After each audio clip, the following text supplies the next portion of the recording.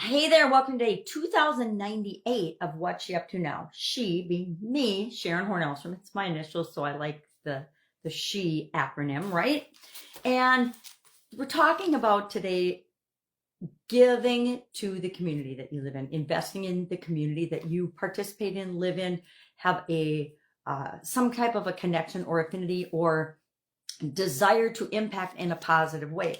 For this year's annual challenge, the Get Your Goals annual challenge, we're focusing on the area of contribution this month. And one of the best places I personally believe we can invest is in our local community, the place we live, the place our businesses or our job is, the place our kids or our grandkids go to school, etc.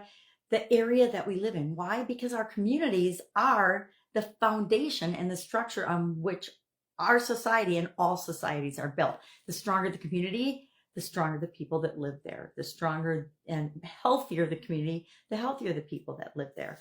We talked about for Supersize Your Business, give back to the community. And I know I never even thought about this, but yesterday or the day before, I read a thread of someone's that they hate the expression give back because it implies that you're returning something or returning a favor or doing something after something has been done for you. Now, I never thought of it that way because I never thought of the phrase giving back as meaning that you got something, therefore you're giving something back. It's not like returning a sweater you borrowed from your sister or something, or, the piece of machinery or equipment or a power tool from your neighbor or a cup of sugar. That's not what type of giving they're talking about. So, I never thought about that before, but when I went to make the title for my video today, I wrote give to your community as the title instead of give back to the community, even though give back is the idiom that we looked at for Supersize Your Business today. And I contend, and I will forever contend, that as business owners and entrepreneurs and as good human beings, we should give to things that are important to us. We should put out into the world good things. And everybody doesn't have to agree with that. I don't care if they do or not. That's just the way I'm going to go through my life. And I talked about different ways that you can do that in your community if you're a business owner or if you're just a decent human being. One of the best ways to get healthy and feel better about ourselves and our lives is to help other people. Teach them how to do something that you know how to do. Share your knowledge and wisdom.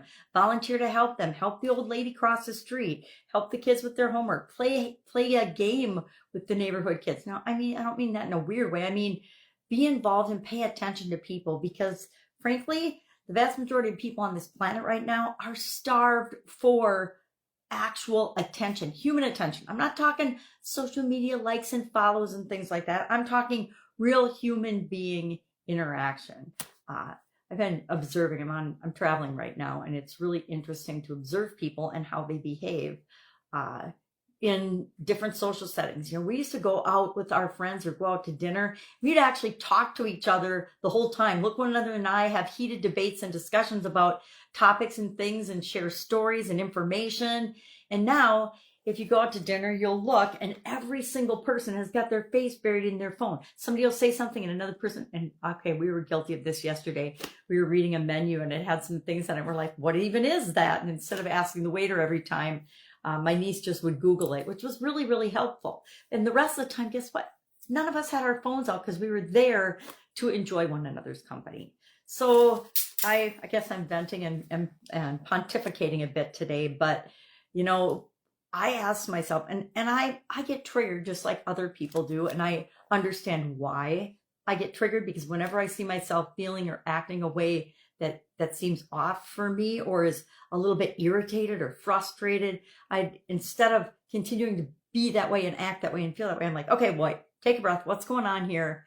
My daughter helps me with this a lot. She reminded me on the phone the other day of why something upsets me. And she said, it's a total trigger for you.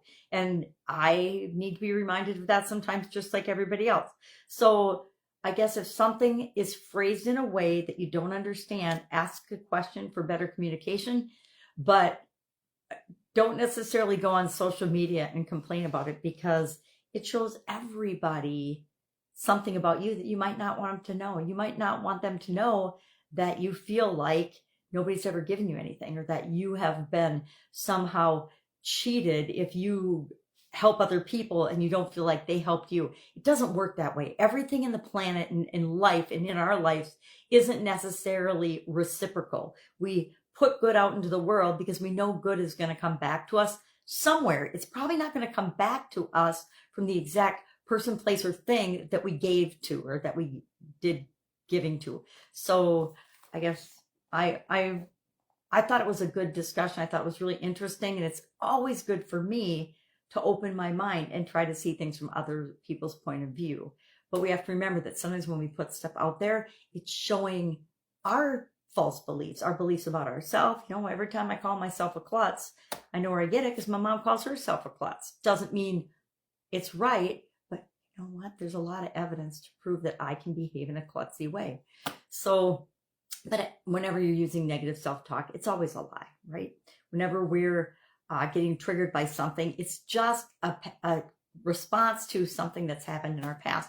And some things it just doesn't matter. And other things, we want to grow personally and we want to do better. All right, that's all I've got today. Traveling the next 4 days. Not much internet, not much technology, but I'll have my cell phone, so you can always reach me via that, via one of the platforms. Just pajamagrandma@gmail.com. It's my Voxer handle. If you don't know what that is, it's my favorite way to communicate. Not many people use it because they don't have the same challenges that I do. But for me, it's easy. It's a lot quicker and easier to hit a button and respond, or to listen to a question or a comment and then respond, than it is, you know, by pushing a button, than it is for me to try to text. If you've ever gotten a text from me, you probably know exactly what I'm talking about. Have an awesome day, and I will, of course, be with you tomorrow. Bye. Maybe.